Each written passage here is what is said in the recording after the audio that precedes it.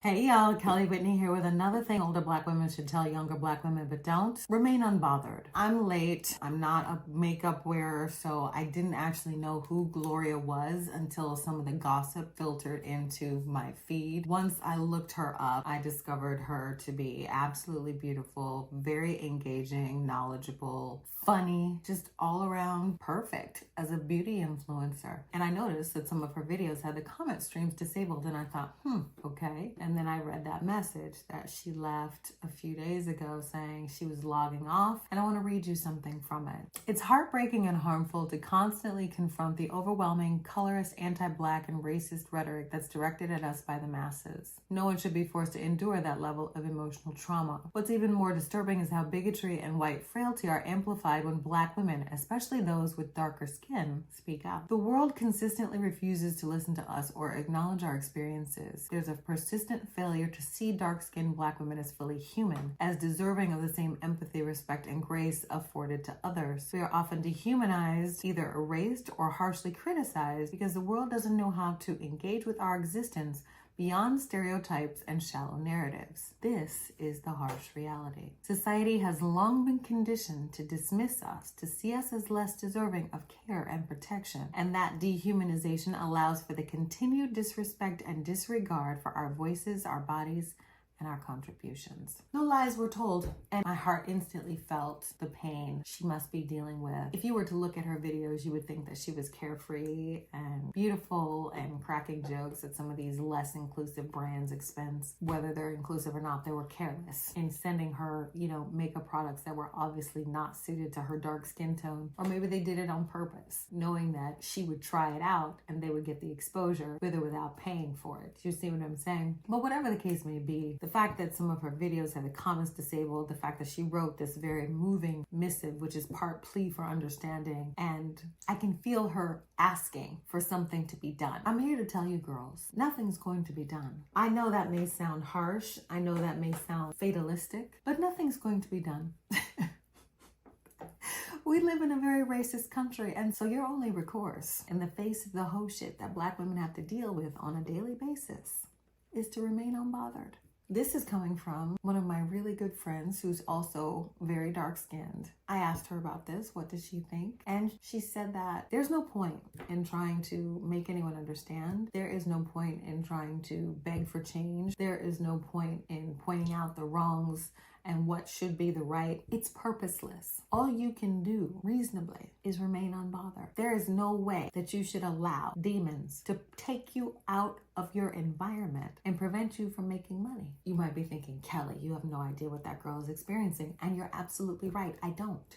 I'm a new influencer, and by and large, so far, my experience in the comments has been overwhelmingly positive because my audience is very niche and very focused on what I have to say. Whereas Gloria's audience is much wider. Therefore, she is far more exposed than I am. But I'm here to tell you girls, and maybe this is just an old woman talking, okay?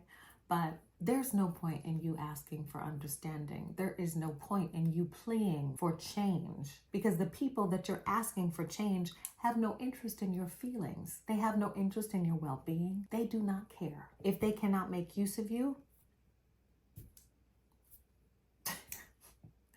and I know this sounds so horrible, and I know it sounds so harsh, but you're always going to get the truth at Treatmebetta. You're going to get the truth. It is up to you to maintain your sanity, to guard your image, your reputation, your well-being.